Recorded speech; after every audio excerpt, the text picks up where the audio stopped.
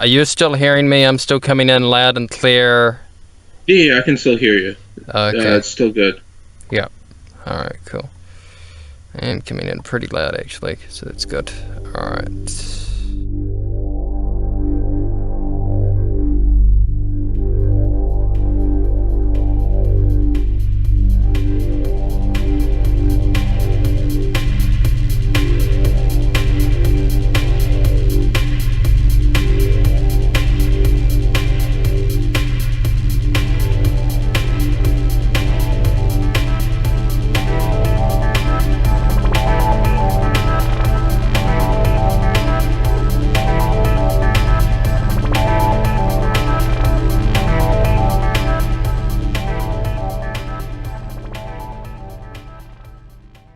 You are listening to Alternating with Eric, episode 15. Eric, how are you?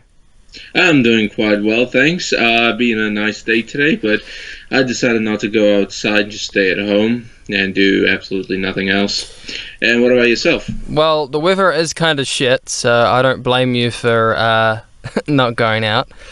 It was pretty nice this morning, but it's kind of turned to shit recently. I've been okay. I've been waiting on a new mic stand that I've got at the moment. So Nice. let me know if this sounds better or worse, so I can make adjustments. We've done a couple tests before recording, so hopefully it sounds fine.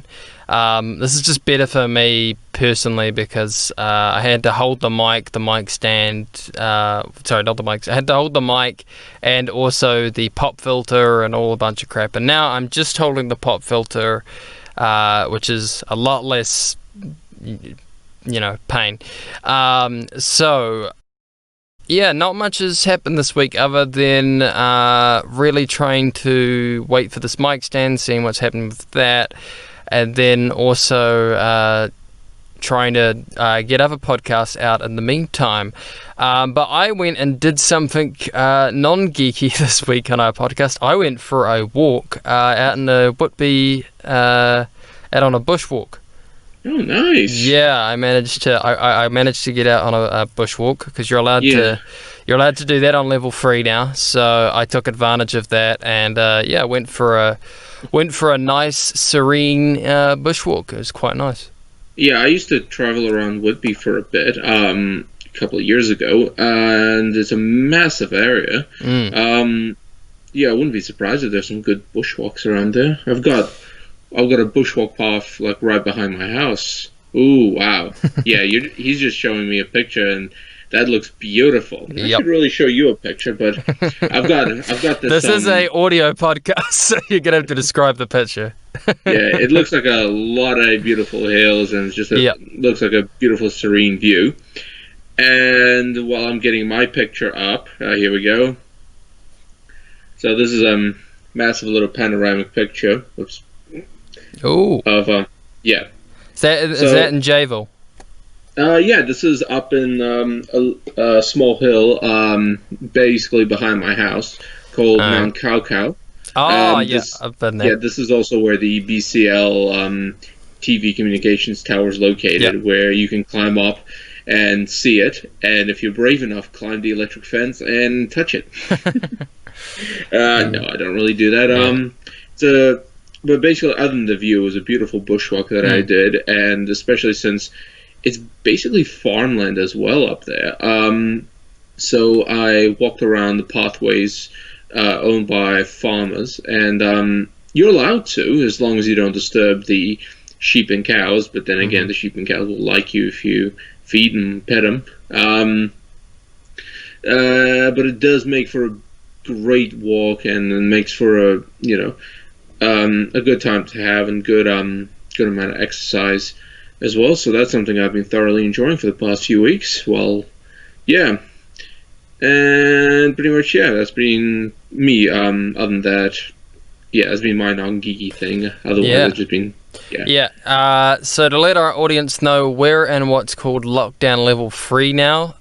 Level 3 doesn't necessarily mean we can go out and do that much, but if we have a car or some sort of form of transportation, we can, you know, as long as it's not, as long as we're social distancing, we can now, if we have to go to a funeral or the hospital or go on a hike or something, you know, some of those things are allowed a bit more now because we're on level 2. Sadly, I can't just drive over and. What? We're still in level 3. Sorry, level 3, not level. Did I say level 4? You said level 2. Okay.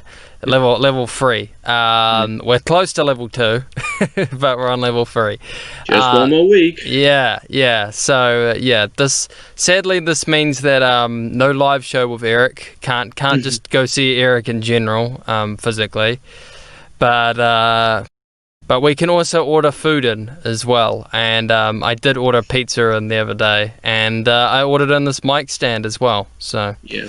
I managed to get myself a meal from Burger King. Can only go through drive-through at my local Burger King because, precautions are still being taken, and do kind of feel sorry for the workers there. They do look and sound really tired and frustrated. But again, it's probably the big rush for everyone who wants a takeaway meal.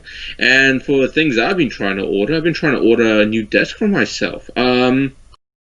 But I guess, as with all things, it's either sold out, too expensive, or the right desk isn't exactly being sold at the moment. But I'm still going to keep an eye out on it and see if I can actually grab one for myself. How big were the lines at Burger King, Eric? It's a drive-through line, so it was considerably long. The annoying part is the drive-through for my local Burger King is connected to the is connected around the petrol station. So maneuvering around there was a little bit tricky, especially since you had to make sure that you're not blocking the path, you're not blocking space for anyone who actually wants to get petrol or, clean up their car, put air in their tires. But I managed to get in at a good time when the line wasn't that big. So yeah, it's a good opportunity for me. So, since we are still kind of in a lockdown, what have you been watching, playing, whatever, Well, I've been playing a new game that I managed to buy from Steam called Frostpunk, which is essentially a city builder game. But this is one where you're stuck in the middle of a freezing cold winter, and it's a pretty fun game. I especially like it because none of the in-game NPCs complain when you put a working building next to them, as opposed to some other games. So that was a lot of fun. And I kind of decided to go a little bit more closer down the shonen route in terms of manga and anime. And I've been reading and watching some of Black Clover. So it's one series that basically mashes a lot of things that a shonen manga is. Big loudmouth character who's useless at the start but gets stronger every time. They've got a potential rival, a potential potential crush. They essentially go on adventures, and any fight they have against opponents stronger than them can be resolved by the power of friendship. As silly as that sounds, I'm actually enjoying Black Clover a lot because it seems they include a system that does have some limitations, and on the main character there are a lot of limitations with the way he does things. So that is something I have started to enjoy and to read. So I'll see how far ahead I can catch up to it and see what happens. Other than that, I've been kind of delving into other different types of anime and mangas. Well, most of the mangas. I'm reading one right now that's completely messed up and not exactly for the viewing of adults. But the summary of it is a guy gets transported to a world similar to, well, actually, transported is hard to say, but he's basically in a world where he plays it like a game, and he's supposed to figure out people's secrets. which does seem a little nonchalant until you realize that in the very first target of his appears to be a serial killer, which already pretty much which is if it's a pilot episode, it does pretty well. Other than that, just kind of a mission mash here and there of different mangas that I've been reading through. Now, I don't know how to pronounce this, but I've been reading something I think called Seraphim of Evil or something. Seraphim of the End. I've been reading that. Yes. Yeah, I know there's an anime of that. And I wasn't gonna check it out because I was worried it was gonna be a moe kids fighting show thing. It's a little bit more like Finding Neverland, except the art style I would say isn't as unique. It is pretty. It's not moe, but it's pretty close. It's that sort of generic anime, mid 2000s sort of style that we're used to seeing. It's a style that you've seen in a bunch of shows. And from a distance, it's like, oh, it looks kind of generic when you see some of the main photos, but when you actually start reading, you're like, oh, this is actually pretty good. Definitely. I've watched and read a bit of it as well, but I kind of stopped after a while because there was one point in the manga where it kind of felt like it was dragging, so I just kind of stopped there. I've only read the first 2 chapters, so yeah. Well, keep reading and let me know if you can get past a certain point, because I honestly couldn't. Because did you read Promised Neverland? No, I've never even heard of it. Okay, that's a good title. I'd recommend you check it out. I read the manga of that, and it's really good. It has a really good moment, a couple really good moments, but it's one of those mangas where I got really into it, and I kept on reading. It built up, and then it kind of meandered for a bit, and then it had an arc that it was like, I get what he's doing, but I'm not that interested in it. And then all of a sudden, it just sort of, I kind of just forgot about it, and then came back and read it. I was like, oh, it's good, but Jesus, I need something else to kind of push me in a bit more, I guess it didn't lose that much momentum, but it loses a little bit momentum. Yeah, that is the problem with some series. They do kind of build up to something, but then I don't know, for some reason it does kind of slow down, and I don't know what it does. It just kind of either derails from there, or it just kind of takes a completely new direction, and you kind of have to think, oh, what's going on? I have no idea. You were going pretty well with it, and now you're just kind of, I don't know what to say. Yes, some series are definitely like that, and that's kind of what I felt like with Seraph at the End. Not gonna spoil anything for you, don't worry. Yeah, but I mean, if you I've get only up to read that, the first chapter of it. It's one that people. Well, actually, I haven't been told to read it, but it came up a lot when I did when I searched of tags and categories of stuff I liked. It usually came up as like, oh, you would like this if you like this type of thing and this type of thing. When you do like a tagged search on like Anime News Network or one of those sites, it gives you a bunch of stuff where it's like, if you like vampires and this type of thing, you'll love this type of show, And sometimes it gives you good results. Sometimes it gives you terrible results. Sometimes you're like, I'm looking for a seinen show that's a romance that's got like some fighting in it, and you recommended Tensho Tenge. I guess. In fairness, with me, my usual recommendations are ecchi based, so I'm not really going to say to complain, because technically that is what I read most of the time. Yeah. So as bad as it might be, I don't really mind it, because some do really surprise me, considering that you would think they'd be completely ecchi, and they are, but you'd then kind of start enjoying them, which I did for some odd reason. Speaking of, well, actually, So I also read there was I don't know how new it is. It might just not. They might have not just posted all the chapters of it, but I read something called Gantz E, which is like a spin-off sort of thing.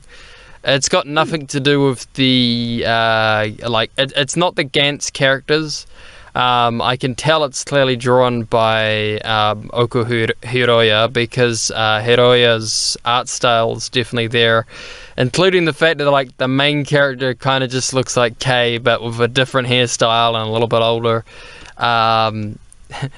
It's basically what would happen is if you decided to put Gantz in like a samurai time period. Really? Yeah. So it's an interesting twist on it, and it's it's bloody and as violent as Gantz, but not as sexual. Which like I was kind of surprised by that, just because I expected it. But who knows? I don't know. I've only read like there's only 5 chapters out, and I've read all of them, and all they've shown is like basically. They arrive, they get, killed, and then they're in the Gantz universe. I'm just gonna comment on this. I might have I don't know if I have a cold at the moment, but if I do, my voice might sound a bit groggy at the moment.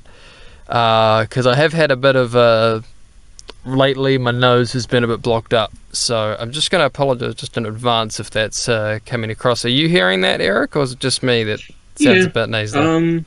No, I'm not really hearing anything out of the ordinary. Okay.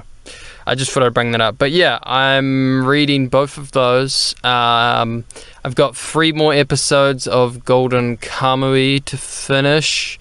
And I made a big hit on that, and still watching some other stuff as well.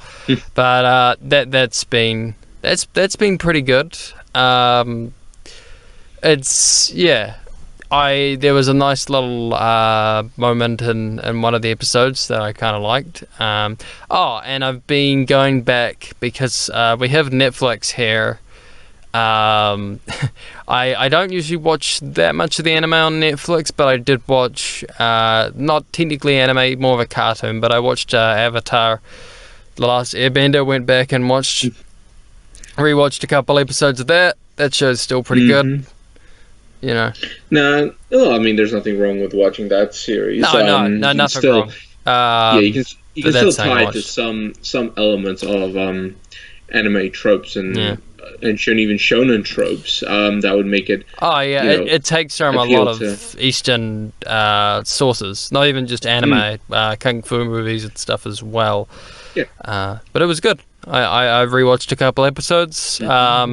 Still holds up for me. Still makes me laugh in a couple places. Yeah. There was have you tried watching the Korra? Follow-up from that, Legend of Korra? Yeah. No, I watched that. I don't know. I liked the first season. I liked the third season. And then I didn't really... The second season, people really hated on it. I thought there were some cool moments that the show... I thought that season got like a lot of hate, and it wasn't that bad, but it wasn't that good either. And especially the first season takes a while for me to honestly get interested. Like, I just wasn't interested until a little bit later on. I thought though the third season just was awesome. Good villain, a lot of good moments. Just the biggest problem with that show is Korra's an okay character, but they can't really, I don't know, the characters, other than maybe like 2 or 3, can't quite compete with the number of great characters from the original show. The original show didn't have Ozai the Fire Lord wasn't an amazing villain, but the other characters like around him, like Zuko and all that, were really interesting. I don't know. I went back and watched Avatar, and I kind of liked some of the moments a bit more than I did in Korra. I could see what they were doing, but they were just some things I didn't like, some things I did like. There was a joke that made me laugh quite a bit where they had kind of I don't know if you call it an inside joke, but they're kind of making fun of themselves where they got invited to a party, and it's to celebrate like the Emperor's beer or something, and all of them went around the room and they're like, "You mean platypus beer? You mean something?" And all of them were like mentioning these mixed type of beers, and the joke is basically like every animal in Avatar is basically a hybrid. And it's weird for an animal not to be a hybrid, and I was like, "Oh, that's pretty funny." Commenting on your own show, yeah, that was definitely a pretty good one. I definitely enjoyed the original series over the Legend of Korra. I would watch the third season. It's good. I guess for me with Legend of Korra, I only managed to get up to, I think, the beginning of the third season. Yeah, and then after that, I kind of mixed, I guess. Keep watching the third season. It's good. The fourth season, I like the villain and the way it's played, but it's kind of disappointing, I thought. I don't have a problem with the way the relationships go in the end. I'm not even going to comment on that because that's a whole political thing that is going to get a bunch of people mad. But I did think it was kind of disappointing the way the fight ended and the way just the conclusion of that arc. There was a couple disappointing moments where I was like, the third season, they didn't kill the main villain off. I didn't expect them to, but man, did he get his ass kicked. Versus like the other one, and then the fourth season, she sort of got her ass kicked, but not as much. And then she kind of just, spoilers, like gave up, and it was like, wait, what?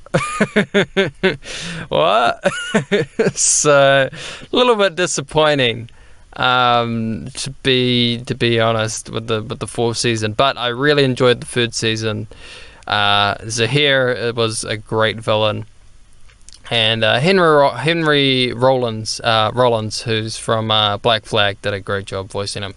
But yeah, I went back and watched some of the original Avatar. I can't think of any recent games I'm playing at the moment. I'm doing like some emulation stuff just because I don't have my console up here. I can't be fucked getting Steam and then getting a bunch of games because, just can't at the moment. So let's get into what did we watch. Eric, why don't you tell us about what we watched this week? Well, I've managed to, after looking at a whole bunch of, trying to look through a whole bunch of anime on the particular topic we have, I managed to find... What's our topic, Eric? Espionage. All right. Basically, either individuals or organizations or even governments of countries using spies in order to essentially gather information on their competitors or their enemies for themselves. And so the anime and manga that I guess I suggested were Night Raid 1931 and Bloody Monday. Okay. Now we're just going to get into the anime first here. So tell us about Night Raid 1931.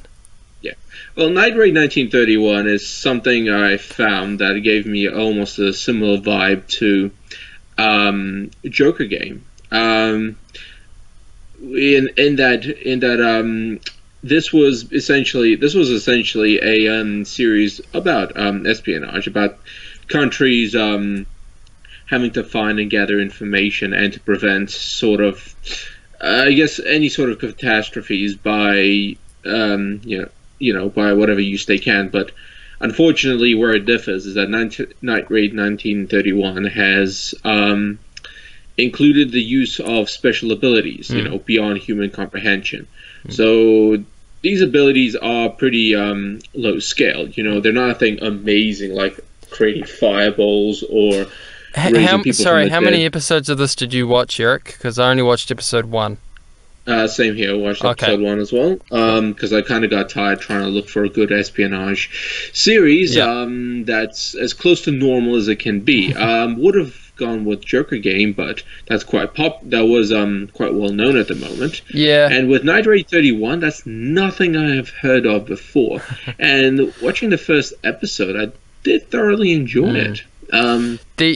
The other problem Yeah. with not with Joker Game that well, this show I could see it having its problems, but my problem with Joker Game, because Eric actually texted me this and Joker Game, and I looked at both of them, and I've seen Joker Game. I've seen a couple episodes. It's a well acted show, but I had a problem with the fact that the characters, you don't really get a sense of who they are or anything really about them. They seem like kind of blank, like just nothing characters a little bit. They all Is this kind of Joker look the Game? same. Yeah, they all kind of look the same a little bit. And then there's, as you watch the show, there are some problems in some of the other episodes where it's like kind of very political in not a good way. And this shows a little bit less of that, so yeah. I guess with regard to Joker Game, I really did enjoy the first episode. With regard to the reasons why, it's because of the element of it's because of those subtle elements that it has around what the characters did, and how they're portrayed. Because if they're going to serve in a spy agency, or perform espionage, they're not supposed to be known or seen. They Yeah. can't be the Yu-Gi-Oh type characters with outward with an outward I didn't appearance that expect you'd them be to able have spot massively different, but they didn't even really. I got pissed off because we go through multiple episodes of a bunch of them, and sometimes, with the exception of one character in the group, it seemed like you could just switch out any of them and it could be any sort of. but And they didn't really in terms seem to of- form a different personality when they're supposed to take on a different job or whatever. But I mean, in terms of how I looked at it from an espionage point of view, it is something that could be advantageous, considering that even if if you get rid of one, you've got another one to replace them, and that was I believe that was kind of the end goal when it came to creating this sort of agency. You're not there to have individual characteristics. You're all one and the same. You all have these particular set of skills that will allow you to perform the jobs that you're supposed to perform. And obviously, even their way of gathering intelligence, such as using other spies to just get them on their side in order to obtain the particular information, was something they all have and they all could do. And because of the fact that they're quite the same, it could allow them to blend in with the crowd quite easily. I in the guess. first episode, I mean, that's what I get from the first episode. Yeah. I haven't watched any other episodes of it. But Okay. Okay.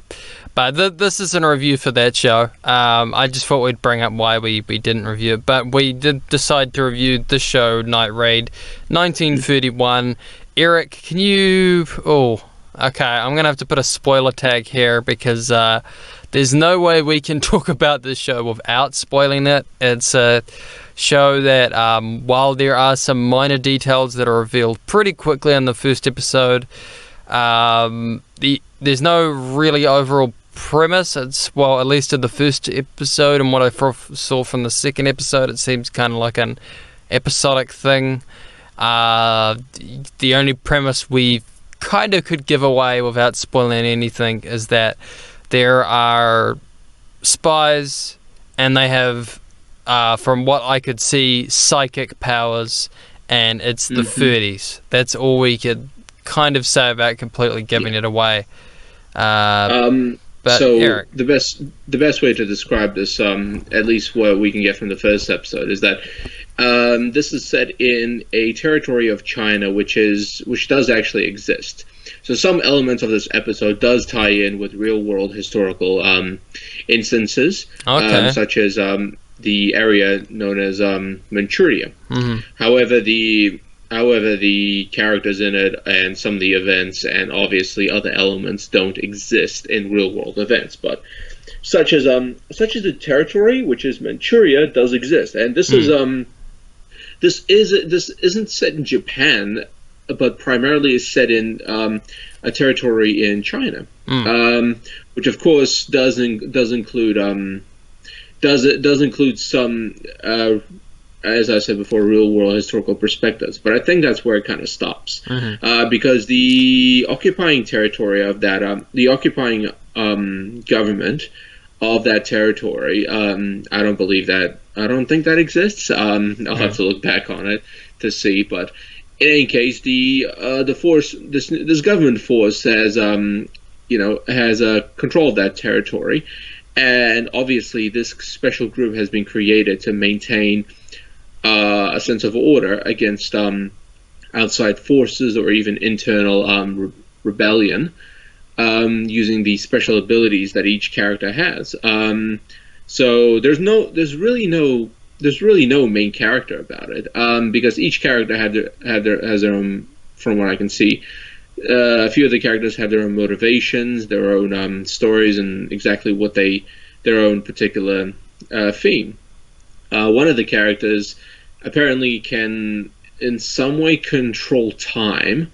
Another character can teleport, and another character can basically see things with a Hawkeye vision, and even see through walls. So I didn't catch that watching the episode. Yeah, so that's basically the rundown of a few of the powers. And obviously the episode does kind of start off with the kidnapping of a particular politician, and ends with them realizing that the sorry, did we watch the same episode? I think we watched different episodes. Because my episode was on a boat. No, I watched the first episode. My episode was on a boat. Did you watch? Wait. Did you watch episode 1 or episode 0? Episode 1. Oh, I watched episode 0. So I watched the episode before yours. Jesus. Oh, I usually skip episode 0s and just go back to it after a while, because I would think that's going to be part of an event that would be explained later in these episodes. So it's kind of that thing you'll find out later anyway. Okay. So Eric watched episode 1. I watched episode 0. Okay. I don't even know. But I guess this is my way of describing episode 1. It starts with the capture of a politician and ends with the group finding out the politician himself has been using both sides, the rebellion and the government power, using both in order to make business for himself, selling weapons. And I did really like it, especially with how a plan came together for them to not only rescue the politician, but also quickly figure out how it all played out. And the other good thing I like it, and especially for what I liked about the episode in particular, was the fact that it's a multilingual, where you get, with Joker Game, you get English and Japanese spoken. In this one, at the start you get Chinese and Japanese spoken, which I do really like in an espionage episode, because it's espionage. If you want to, in a world where espionage can be used with against countries, you would want a spy who can understand multiple languages in order to be effective. And the fact that these are Japanese spies operating inside of Chinese territories would be a given that they'd have to understand some form of the language. And this is something I really enjoyed hearing.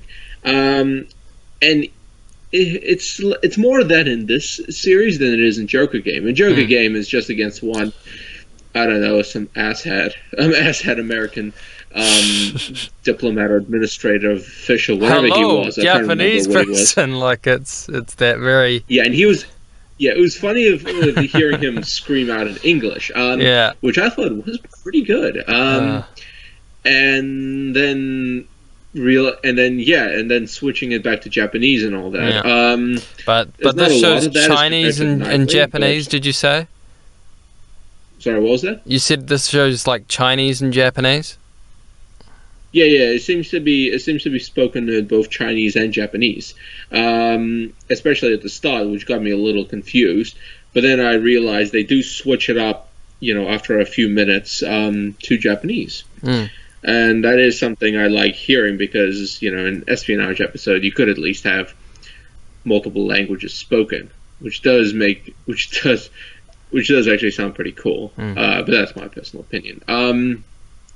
Yeah, and essentially that's what I liked. And so even in the beginning of the first few minutes of the first episode, you do see a chase scene occur.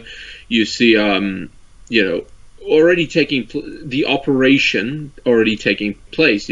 With information gathering, interrogation, a good chase scene, and all that coming together. So already the action and thriller is right up there. So it doesn't really take a slow approach. That approach has long gone, and they're right in the middle of an action scene. And this is something I enjoyed watching the first episode.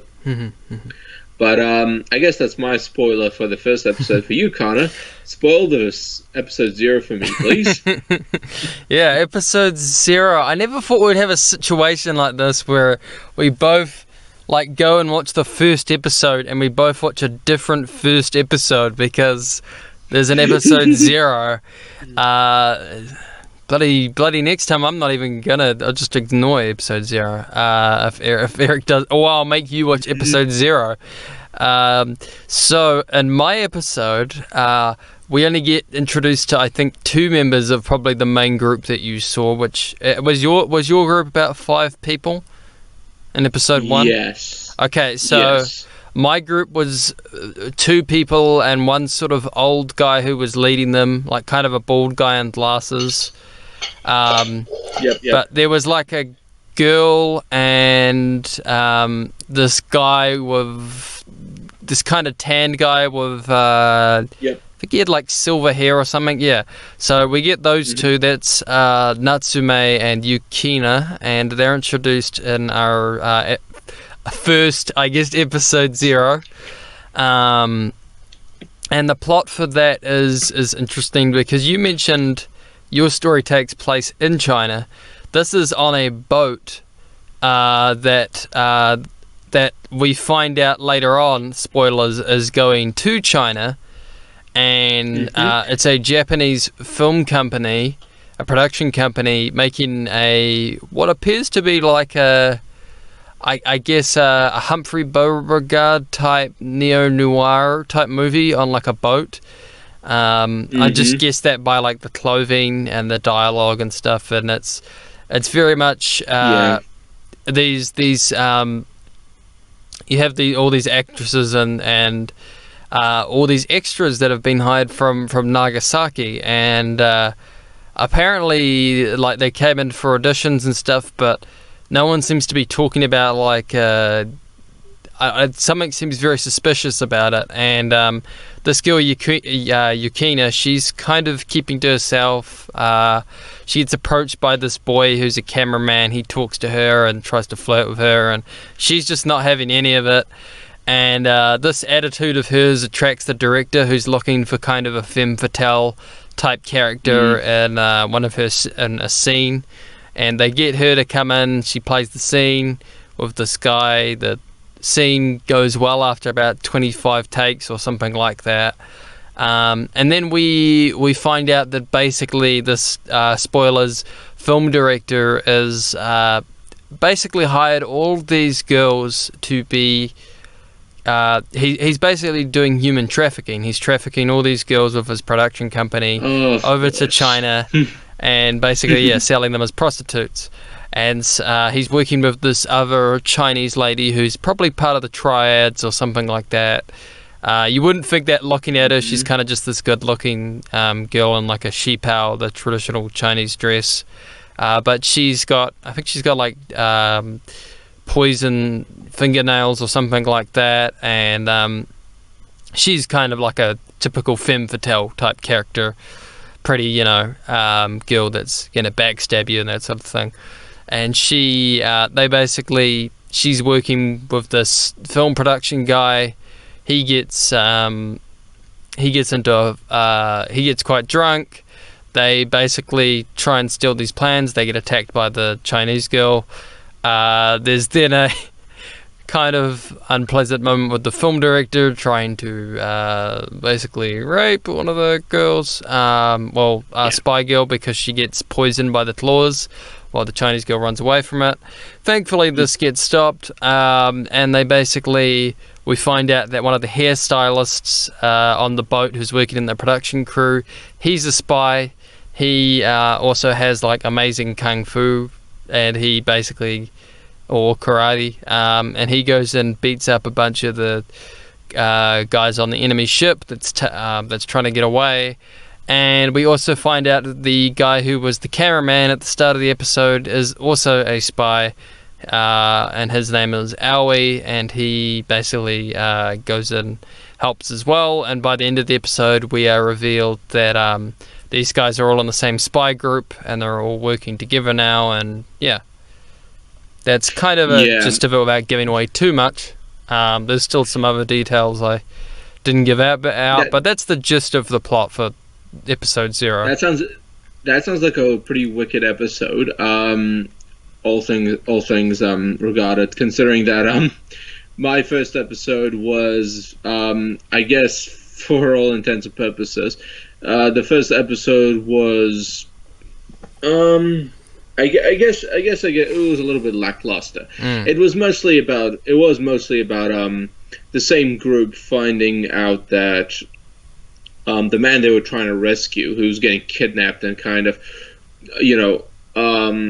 kidnapped and just taken around, was the same man who was basically selling weapons on both sides in order to fuel his own business, which is pretty which I thought was pretty generic in terms of kind of dealings going on. But I think it's a good thing to set it up with, especially if you got enough action going on there and enough careful planning on the part of the operation, which I felt did occur.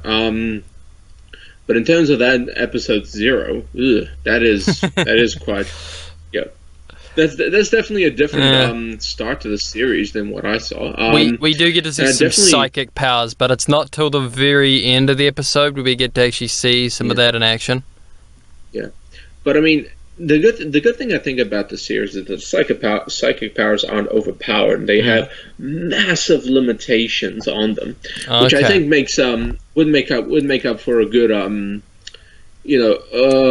good development of both characters and story, where you aren't completely overpowered and can solve your problems every time. You have to kind of think around how to use your powers effectively to get out of any sticky situation, or kind of get the mission going and be able to effectively use your powers with all their limitations to achieve it. Especially given one of the characters who can teleport, where he can only teleport if he has a line of sight, if he can see in front of him the place he has to teleport.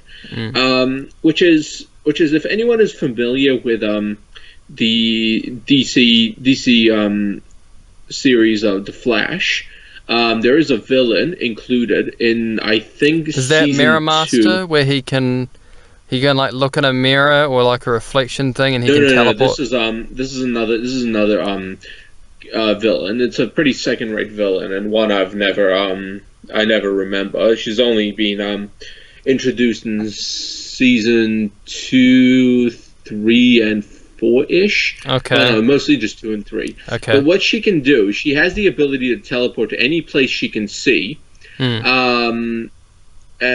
a glance. So if she wants to teleport across the street, she just needs to look in the place across the street, and boom, she's there. She wants to go inside of a building, as long as she can see what's inside the building, the place she wants to teleport, she's there. All right. This is what it kind of reminds me of, and then the principles are the same, but with this, the limitations are still there. The the reasons why the character is reluctant to use the powers is there.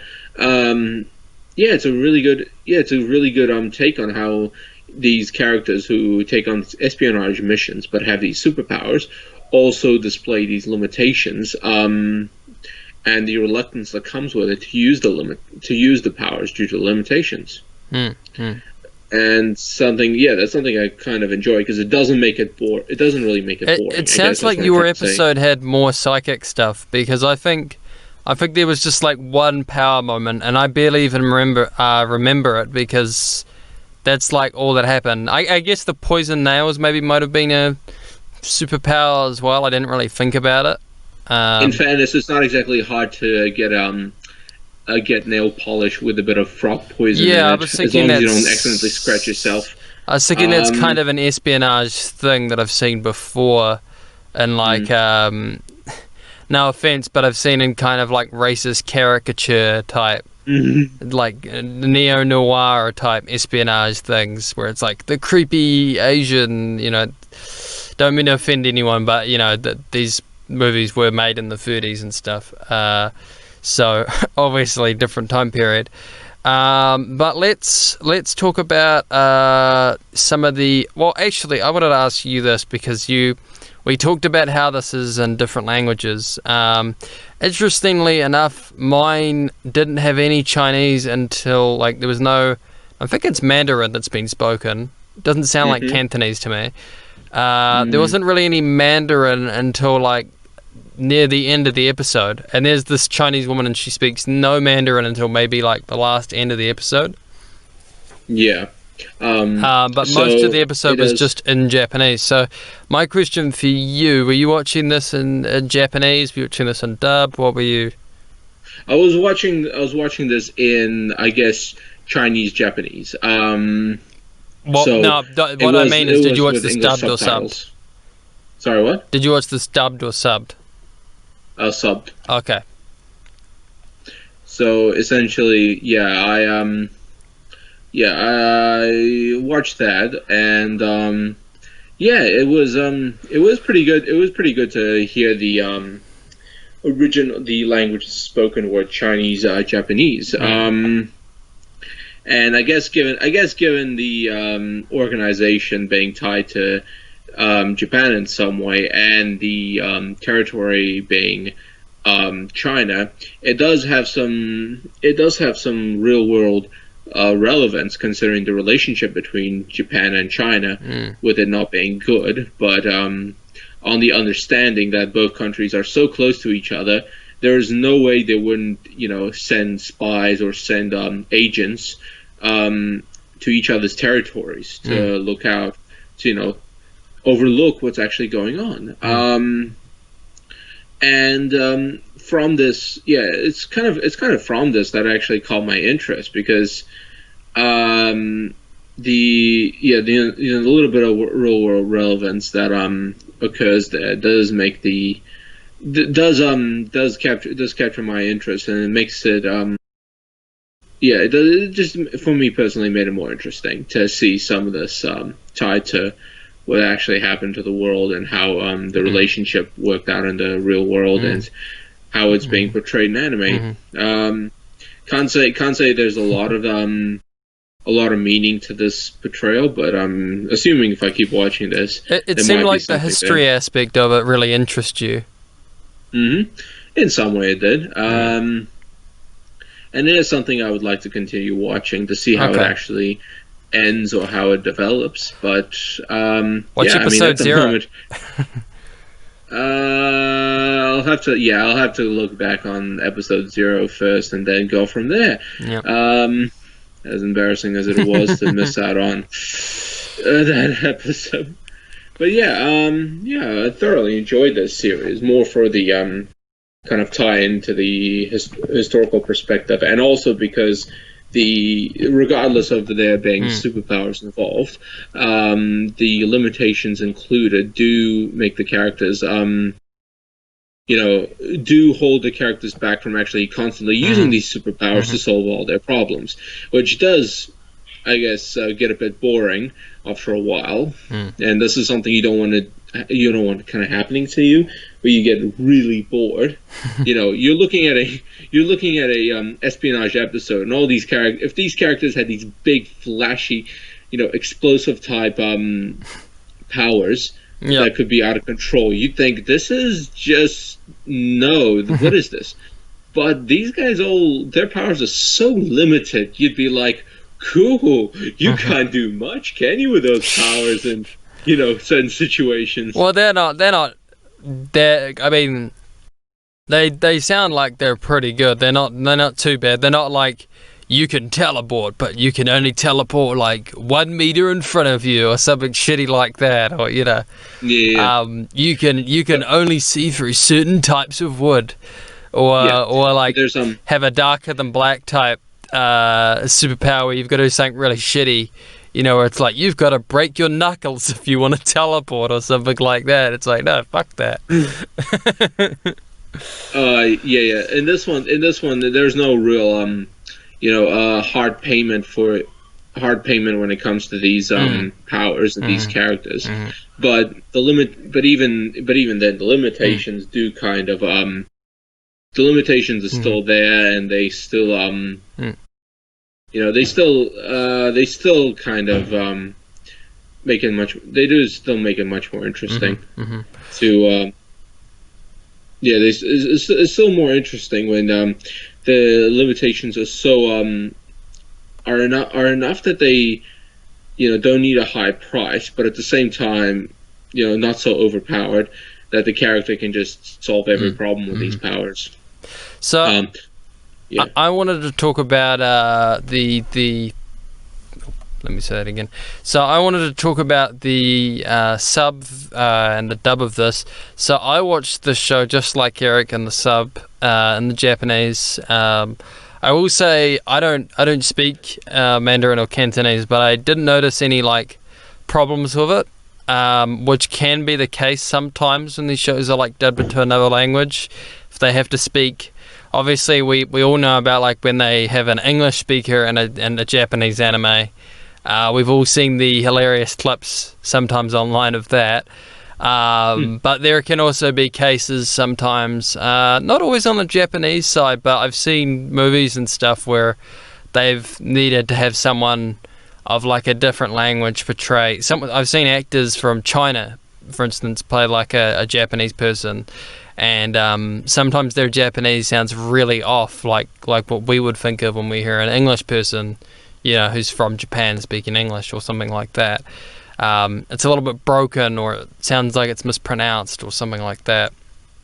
With this though, I didn't necessarily notice any problems with the language. The interesting thing is that I watched this in the dub, and I kind of wish I paid attention a bit. I watched it a bit more and paid attention a bit more to it, because I didn't actually check out if this had a if they decided to dub this into Chinese like halfway through, or if they just left the Chinese in, like, or if they decided everybody speaks with like a racist Chinese accent or just a Chinese accent, or they hire actual Asian actors. Like, I don't know. I did watch the dub for this though. It was it's an ADV dub. It'd be Sentai Filmworks, I think now, which is basically ADV. But people would know them from the dub of Kids on the Slope, Watamote, that sort of thing. High School of the Dead, probably the most well-known thing they dubbed. I generally don't really like their dubs. They're just... I like all the people involved, because it's all ADV people who usually... who people would know from like Funimation and stuff, a lot of Monaco Royale and Chris Ayres and Greg Ayres and all that sort of thing. Who are good actors, but yeah, I don't know, something about Sentai dubs are usually just something misses the mark usually on them. And I watched this one and it was okay. Like, it wasn't bad. It did its job, but I don't know. I just watched it in Japanese and I was like, I don't know if this is better, but it's not. I don't know. Like, I thought both were kind of. I guess it doesn't help that I'm watching the first episode and I haven't really gotten to know some of the characters a bit more. The biggest thing I noticed is their chief, or the guy who's leading them. You remember, did they have like a bald guy with glasses who was leading them? Like a guy who was balding? They had a guy similar to that, but this guy was mostly wearing a hat, so I cannot confirm whether or not he's bald. So they had like a bald guy who was like kind of leading them, and he sounded like he was falling asleep reading the script in both the Japanese and the English. Like, I was having trouble understanding him a couple times, not because, like, he was speaking too fast or too slow, but because he sounded like he was about to fall asleep on the word. Like, it would be, like, like, he would be he sounds so tired. And all the lines would, and even in the dub, it was just like, I'm general, yes, I'm a general. It's just like, it's such a, yeah. And I could tell they're just trying to match the Japanese on that, but like, even in the Japanese, it's like, dude, does this guy need like an aspirin or something? He sounds like he's gonna fall asleep, or is he on like Adderall or something? He just sounds so fucking tired. So yeah, I guess now that you mention it, it is starting to come back to me from the first episode. The guy did sound, but I kind of thought that was part of the trope when you're the when you're the lead character, when you're kind of the boss of this organization. The leader to me though always seems like he should have like a big boomy voice, or like he's the typical like cop chief where he's like yelly and screamy all the time. But like, because like a Joker game, for instance, which we talked about a little at the start, their guy, he had like that typical sort of Joji Nakata, Akio Otsuka, that sort of deep narrator sort of voice, like the Fullmetal Alchemist sort of narrator, Enkenjutsu, that sort of, with the voices, it's all the way down here, it's kind of low, and you get lines like, it's more in the throat sort of thing, and usually the delivery is kind of, it's not too lively, but there's a bit of emotion there, there's a bit of presence there.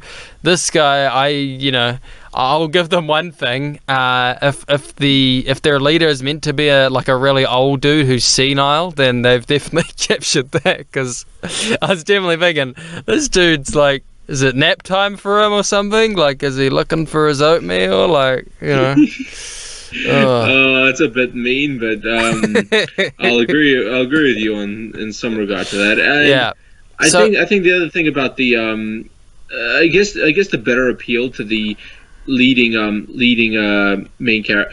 main boss in Joker game over Night Raid is the fact that this guy the boss guy in Night Raid, in Joker game, he sounds, he's a lot more sinister. He sounds a lot more sinister, The Night Raid guy sounds a bit too jovial. Yeah.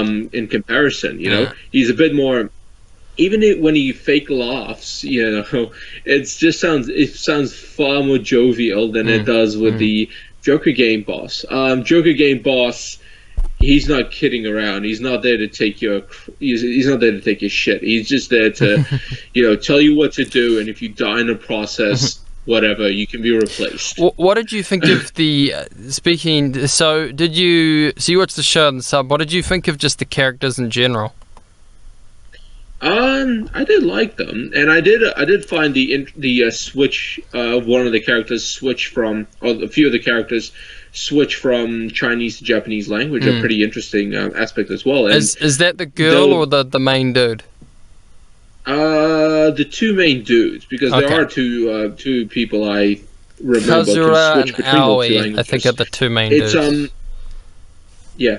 And I mean, I can't say there's anything remarkable about that character. Maybe it's just the first episode and development hasn't exactly occurred that early. But for one of the characters, which is a guy who can control some aspect of time, I like him because he's already he's already unique to the place now. He seems to be. For me personally, I like him because he already seems to know how the game of espionage and politics works, and he's able to use this in some way against the boss guy. He knows. Is he the cocky young guy? He's the cocky young guy. Okay, that's Aoi. The cocky young guy. That's Aoi or Ao.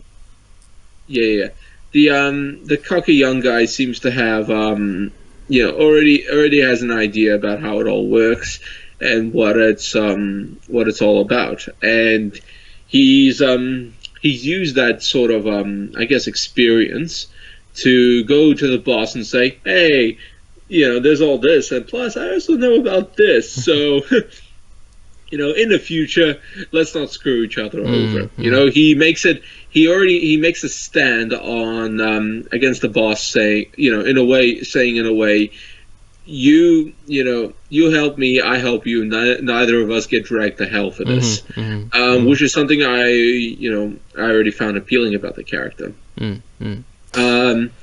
As for the other characters, I guess I just like I definitely like to look a bit more into them and see.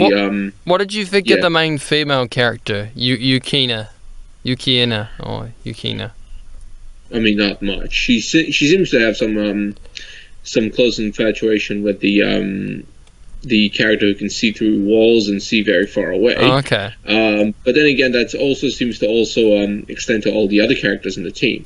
So she seems to already have some kind of, I guess, supporting or a bit. She may seem to be a bit soft-hearted, out of all the characters. And even the guy who can see through walls, he's quite he's quite stone-faced. Yeah.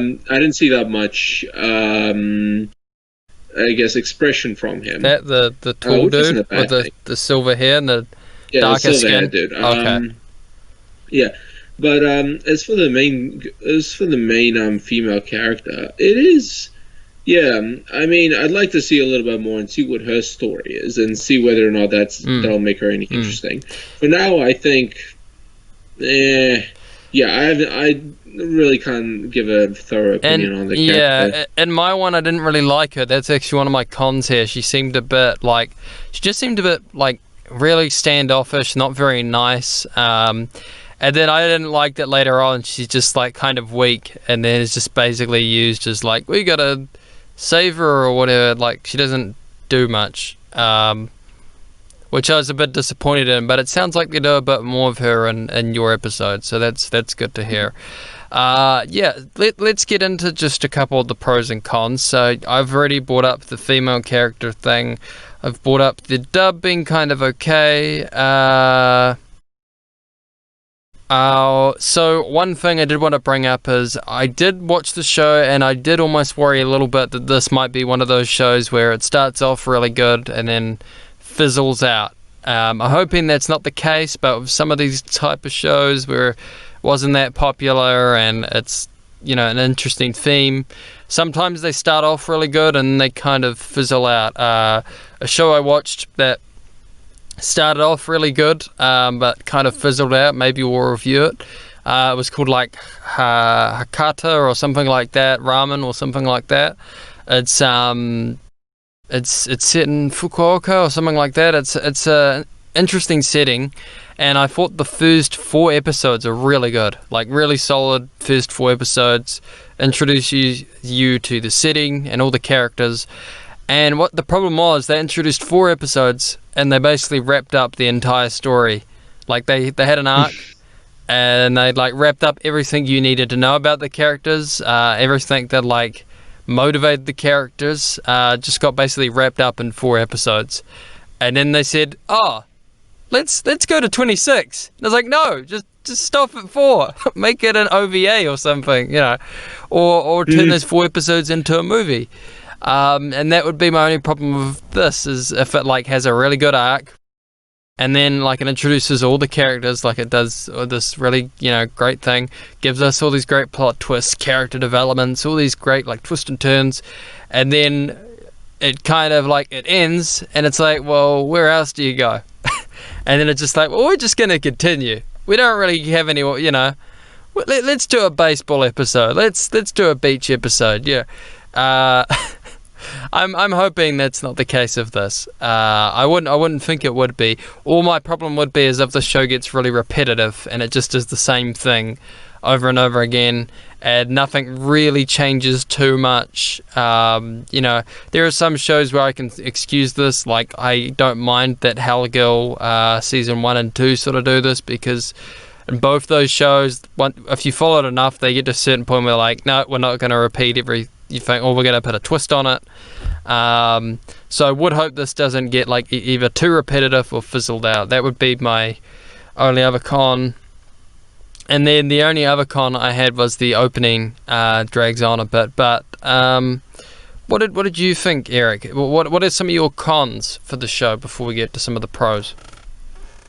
I guess the fact that most of the characters, I guess in some way, the con with the female character is the fact that she does come out as being a little bit even a little bit useless even in the episode 1. Though she has some sort of connection with all the characters, I'm not exactly sure that has been too well established in the first episode to kind of make any headway as to how she might develop.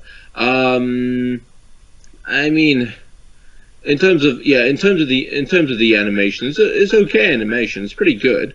And it's not overly exaggerated. It doesn't really, go out of its way to make all the characters seem. So anything else you didn't like though? Anything else you can think of you didn't like? No, can't really think of anything else. Did you like the ending? It was a pretty decent start to the episode. And it's definitely something I want to continue watching to see how well it goes. Okay. But I guess for now. Was there fighting? I guess in your episode? Was there a fight in my episode? Yeah. There was basically a siege in my episode where the characters, even after they snuck into the main enemy camp and base, they tried to, rescue the politician. They come under attack by the government itself, who just started bombing the encampment where the politician was held, and it did make for a pretty interesting thriller type setting where the characters, are basically now stuck in a situation where they have to try and get away without getting themselves killed. So that is something. Something I liked.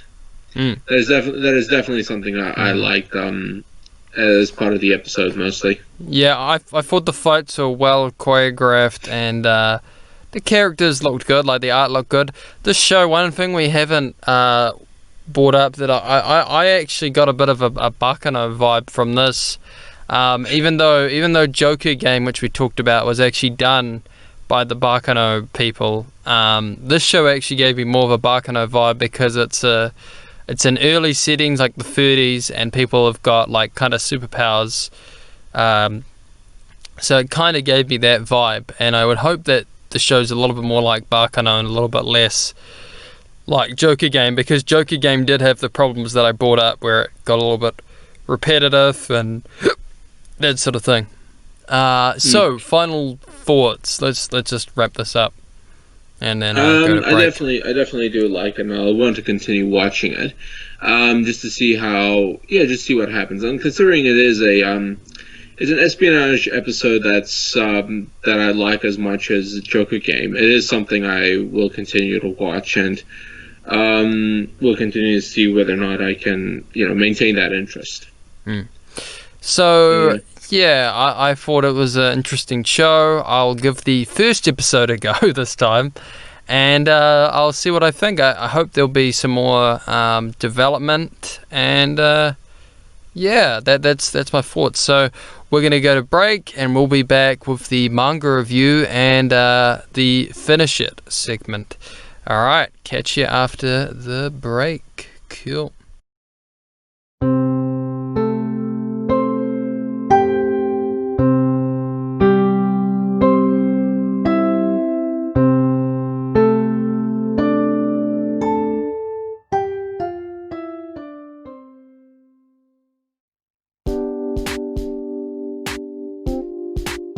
Hi guys, we're at the break right now.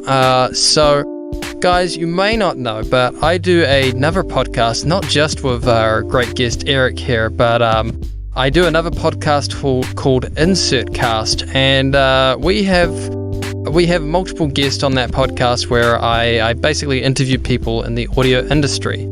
And we're always looking for new guests, so if you know someone in the audio industry who would like to be on a podcast, please let me know. That can be a sound engineer or a musician or a voice actor or even a voice acting director. Anyone who's in the audio industry. All I ask is that they maybe have some knowledge of the audio technology. Doesn't have to be a sound desk, but maybe even just an amp, sound equipment. And if they have Skype or Zoom or some sort of way that I can talk with them. If they're outside of New Zealand, preferably, something like Skype or something like that, because I can't necessarily always do phone interviews with some of those people. So, you can email me if you know someone at insertcast.co.nz. That's insertcast.co.nz. Let's get back to the podcast.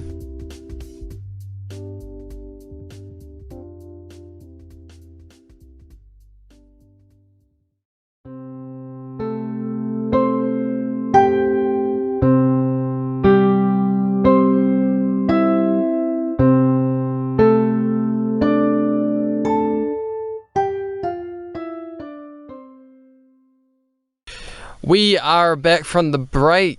Okay, so we're going to get straight into the manga review, and the manga that we reviewed this week is Bloody Monday. Eric picked this, and let me tell you a little bit about what Bloody Monday is about. It's about two stories. One, a virus spreading femme fatale. Another, a teenage hacker who uses his skills to reveal the dark truths of the corruption around him. Both of these stories collide in a tale of crime and mystery in Bloody Monday. Alright, so Eric, what did you think of this manga, and why did you pick it for us to review this week? Basically on the subject of espionage, this is one of the mangas I did want to kind of review and have a look at it again, because I thoroughly enjoyed it. I've read this manga way back, I guess way back around my university years, and I've repeatedly read it after that time, so I can remember quite a lot of it off by heart, and it was just that enjoyable. It had a lot of stuff to do with international politics. It had a lot to do with espionage. It was a thriller. It had some good action. It had betrayals, lies, deceptions, and because it was in such a modern setting, it made things a bit hit a lot closer to home. And the other interesting thing about it is that it was all real life. There's no superpowers. There's no any sort of last minute rescues. There were characters that would die. There were characters that would betray one another. There's just a lot of it is something I thoroughly enjoyed, and something I really wanted to review. And so it's pretty much something I wanted to have a go at reviewing on this channel. I really enjoyed going back and reading this. I had read this before. It had been at my local library quite a bit, so I had read most of this. So I came back and read a couple chapters.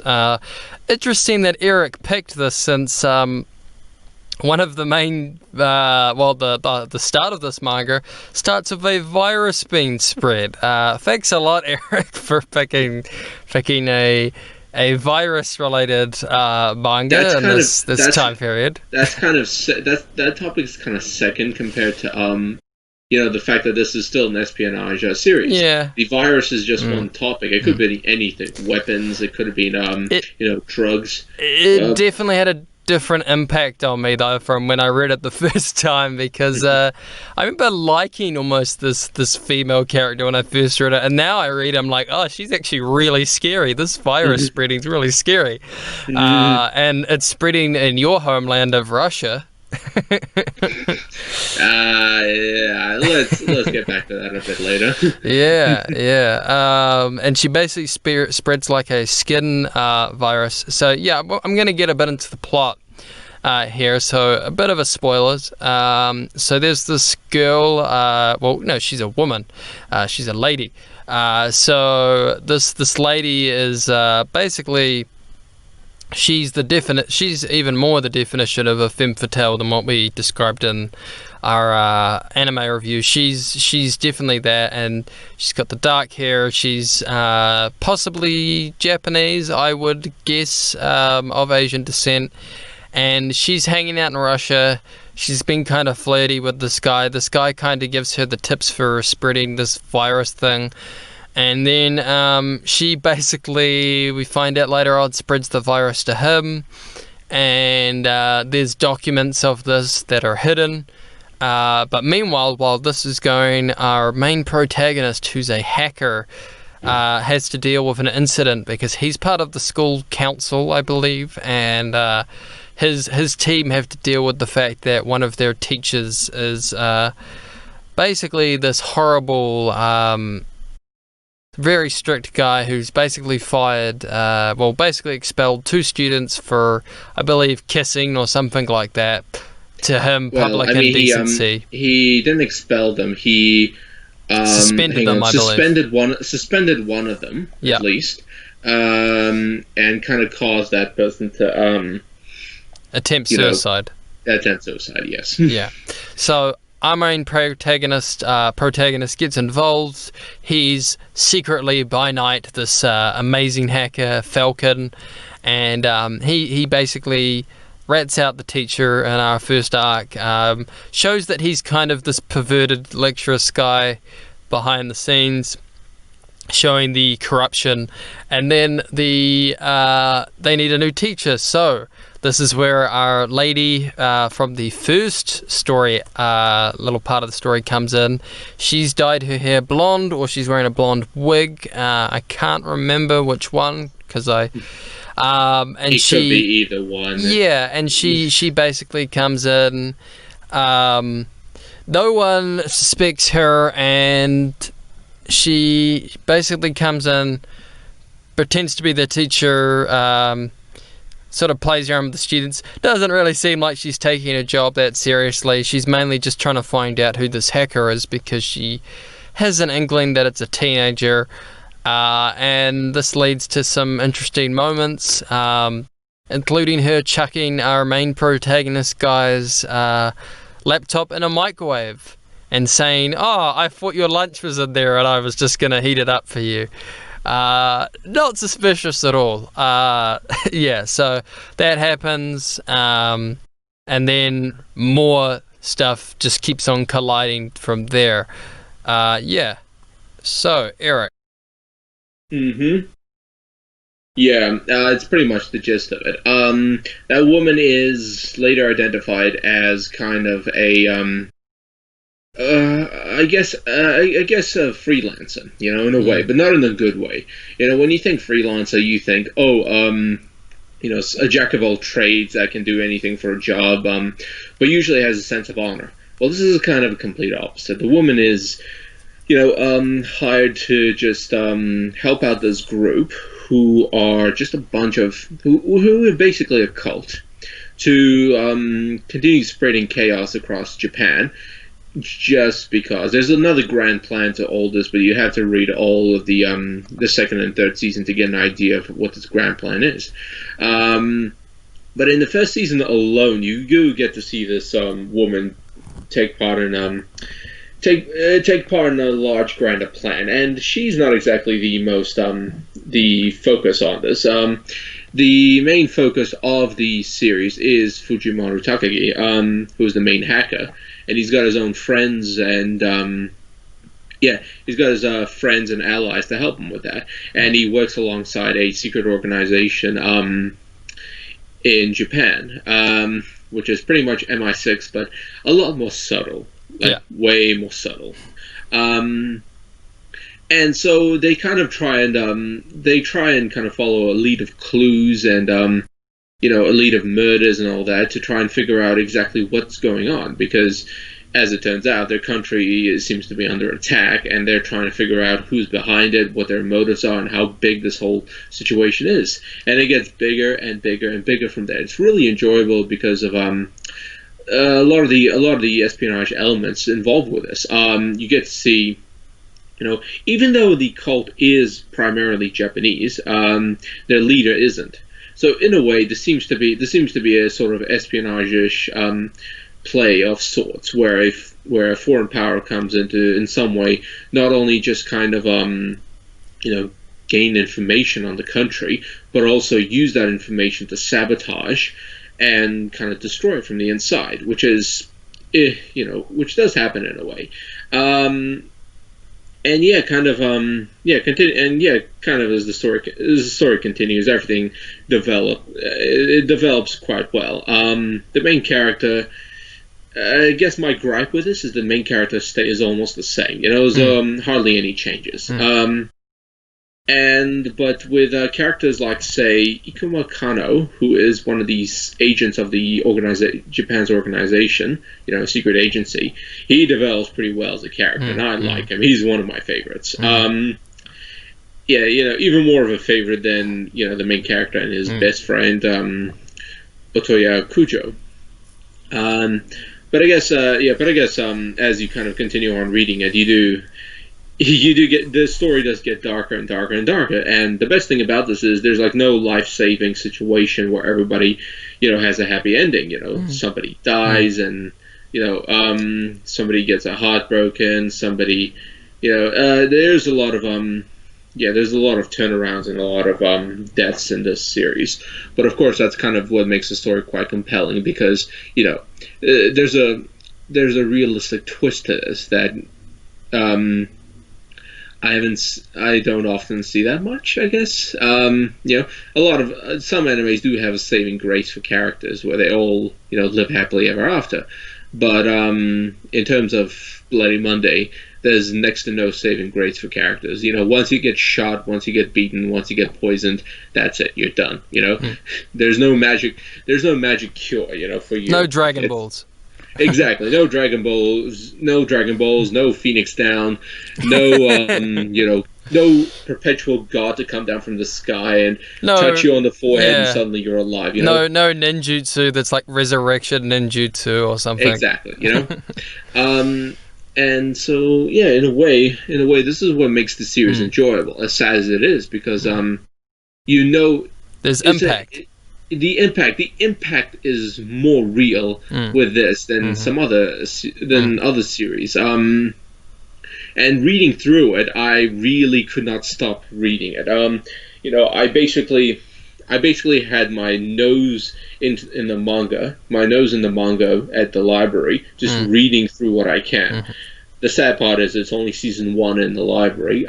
Season 2 and 3 have to be accessed through the internet, through whatever other avenues. And I do, pardon me, and this is something I really enjoyed, even reading from the start. Obviously, you do have to stop yourself before it gets too boring, but even to this day, I do enjoy watching it and reading it. Just reading it, because there's no anime, sadly. But I will await the day they make an anime of this. But it is something I wouldn't just read once. I'd have to reread over and over again, because it's that enjoyable. In terms of the art style, pretty close to the same kind of art style you'd see in, say, Gantz, except maybe a little bit less bloody, but it's quite close to kind of what you'd expect from humanoid characters. The action scenes aren't over the top, they're not massive, they're pretty compact, so no expectations to see a great sword fight or a John Woo style gun battle. Everything is done in a way that's basically get it done quick, do not waste time, even though that's what the opposite side wants you to do. They want you to waste time. And in a way it does tie in with a more espionage theme, and it's quite as with the impact, it is quite in terms of how the impact occurs in this series with regards to cults. They do take I think the manga has a pretty close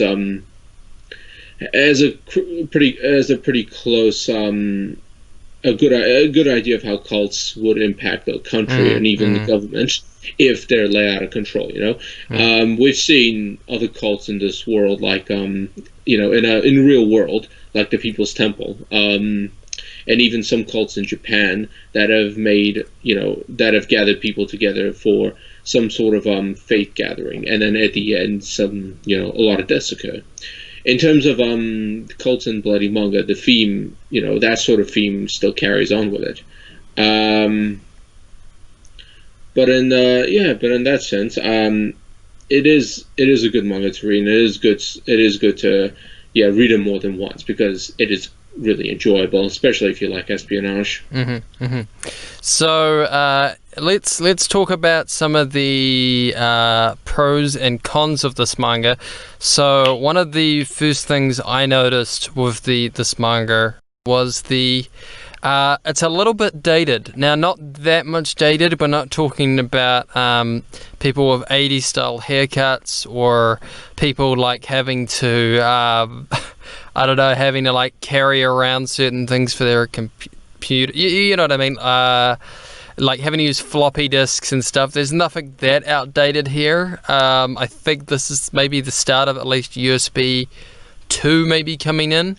It seems to be closer to the 2010s era. Yeah, it seems like very mid to early 2000s computer technology. Yeah. There were a couple phrases and things I noticed that were a bit outdated. It would be interesting to see if this manga, I don't know if it's completely finished or if it's still going, but if it was still going, to be interesting to see what they do now with our internet being, going to 5G and things like that, and all the other interesting stuff. So that was one of the maybe minor cons that was in there. Some of the characters take a while to be fleshed out, which can be a little bit irritating a little bit sometimes, but it's okay. The biggest con I have with this manga, the biggest thing most of all, and Eric's kind of already brought it up, is it Fujiwara, our main character? Yeah, it's a Fujiwara Takagi. So Takagi. Takagi has a bit of a... he has two problems. Eric's already brought up the first one. He doesn't really have much development. The second problem that him and all his friends have is, why did they trust people so quickly? Because seriously, evil teacher lady from like the first arc, who's this, spy and assassination in disguise, she basically chucks his laptop in a microwave and destroys it. And then she just suspiciously turns up during one of their meetings and watches this video with them, and then they're just like, oh yeah, can you not tell anybody and you can be a part of our group now? I'm like, wait, what the fuck, guys? Like, come on. But I guess on that second point, they are kids. Yeah, but they're teenagers. Like, Jesus, they are so trusting of their, especially since they had such a shitty teacher who they didn't trust last time. Like, why all of a sudden, like, yeah, come on in, Hey, teacher, do you want to see my bank account details, by the way, and my, like, IRD number and all this sort of stuff? I guess when you have a teacher that would microwave a laptop and say, oopsie daisy, you'd kind of think, what a dumb blonde. Okay, we'll let her in, No. That's the easiest, that's probably the easiest way of doing it. This is Japan. She still looks Asian. She doesn't look like a dumb blonde. If anything, she looks more Russian with the bloody blonde hair. I wouldn't trust her for a second. Well, I guess there is some kind of clue as to her own origins later on, but there's nothing confirmed about it. Mm-hmm. In fact, I have no idea what the her origin and another character's origin is in terms of kind of with how their roles tie in with the story. I will say with this show, my biggest actually other complaint, this changes a little bit later on, but a lot of the main characters that are introduced in like the first arc, they're not that interesting looking. They're kind of bland. The main character is your typical bland, like dark hair schoolboy guy. We get like some assassins, some other dudes, like they get a bit more interesting character-wise, like character-looking design. But the dad is the same thing, just like black hair, tied, typical what we expect. A lot of other characters, typical, all the female characters in the show all have an interesting look. Like, the only thing I would say is the sister and this other, like, younger female character look a little too much alike, to the point where I was reading and it's like, wait, they're different characters. Like, that was my only issue, but other than that, like, most of the female characters all look different. They all have a unique look to them. Especially, like, the main female we get introduced at the start. She's a very different look, like, from her being with her black hair and sunglasses to her being blonde, like in the teacher's sort of outfit sort of thing. And then some of the other more interesting female characters, we get like a female character of kind of short hair introduced later on, who's like is she like an assassin type thing? She's like the one that wears like a leather suit type thing, like a biker suit. Yeah, she's part of the same government organization as with the other character I mentioned. She had a cool character. So I'll say like a lot of the female characters, some really good designs there. Lots of good twists and turns and lots of interesting corruption.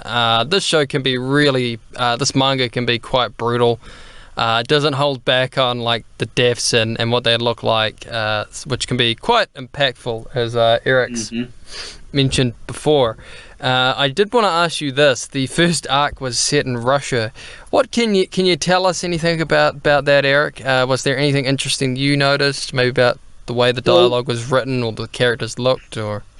Well, the thing is, there isn't much to really see. But I guess not much effort could be put into it when the if you're not going to include a certain aspect of the manga in. So in terms of the setting, you've got the first time we see the Russian setting, it's snowing, there's a train, and the people there look older than they should be, which is like, okay, cool, that's a little bit Russian, but then again, that's also a little bit Eastern European as well. Yeah. So far that I didn't really have much thought in terms of how they portrayed Russia into the whole into the whole series until much later in the first season, when we get introduced to Russian operatives from the Russian Special Secret Service, the Russian Secret Service. Is this the KGB or is this a introduction? Those were cool introductions to have because these guys were not kidding around. They don't kind of hold back on anything. But the introduction of Russia as an element to this whole story made things much more interesting because it brought things back to the past in terms of historical and political narrative. So in terms of how Russia is included into this whole series, I think they did pretty well on it. Especially cover-ups, the acquiring of secret weapons, politics, Secret Service. It was actually pretty good, I think. Of course, a little bit Hollywood, some Hollywood genericness there, but still pretty good. Could you tell us, is it, because I'm pretty sure, I think I know where it's set in Russia, but what do you think, where do you think it's set in Russia, Eric? It has to be set quite far, quite far east, but not east towards China, east more towards, I guess more closer to the northeast part of the place. Close enough to have to a settlement where trains are still used, but not far away enough that you think, what are you doing in a barren wasteland? Yeah. I'd be interested. Did they in the translation, when they introduced the Russians, did they give them like a Russian accent, or was it just normal English? Normal. That would be normal English. Okay. No da or any sort of Russian words. The thing is, that's the thing though. There was hardly any sort of Russian words in there. The ones that did exist were either already written on, say, paper or other parts, or it was immediately translated and into English without any sort of Russian lettering to support to actually indicate that they are no longer speaking Japanese and now speaking Russian. Did they have the typical names, like there are a couple Ivankovs or so, Smirnovs? I believe they did. I can't exactly remember all the characters, all the Russian characters were introduced. They weren't exactly introduced. What is it? Yeah, they weren't introduced. They weren't introduced that much, but the ones that were introduced, were there for a small bit and then appeared briefly in the second season, and then that was it. They came and went, just like every other spy and spy agency in the world. Cool. All right. So, final thoughts, Eric. You're gonna keep rereading this again after coming back to it? I'm probably going to put it off, considering I already have a long list of things to read and watch. Yeah, I'm in the same boat. But if I do ever get a chance to go back to it, I definitely will, because it is a series that's worth reading and rereading, and definitely wouldn't disappoint. Yeah. So we're going to do the finish it segment. Last time Eric finished it, this time I'll finish it. So this week I finished, I read the ending of Apollo, was it Apollon or whatever we called it? Kids on the Slope, as people would know it over here. I read the ending of that. I read, there is the anime ending, there's the manga ending, there's an ending sort of in the manga, but there's more of it. There's a point in the manga where it sort of ends, and I was fine with that, and that's also where I think the anime ends, and that's fine in my opinion, because they continue a little bit too much on, and it kind of drags a bit. But they did have an interesting... I did think it was cool to see where the characters went. Our main tomboy... Our main delinquent drummer guy, he goes and becomes a priest. I thought that was an interesting role to put him in, and kind of suits the character. Kaoru becomes a doctor. I kind of expected that, but still good to see him. He seemed happy, and we get to see him and his friend. They come in, and he sees him in the church playing the piano, and he gets back on the drums, and they play music again, and they catch up kind of through music like old times. And we see that our main female character, she's sort of doing her own thing, and that's sort of the end of the manga. There's some other stuff in there, but I honestly didn't find it that interesting, to be honest. I thought it was nice to see the two main male leads, like what happened with them, but not much else really. I found that interesting. I didn't really like that protester dude who we talked about last time. He's sort of just still with the same girl and having the same problems. That was my thoughts. That's me finishing it off. No, damn! I better try and finish it off myself as well, and see what else happens, because I haven't really read too much of it. Or made too much progress, unfortunately, in all our previous stuff. But I'm hoping to at least finish up Poland, because it seems pretty interesting. And since this is one of the few jazz mangas I've read, I would like to see what it's like.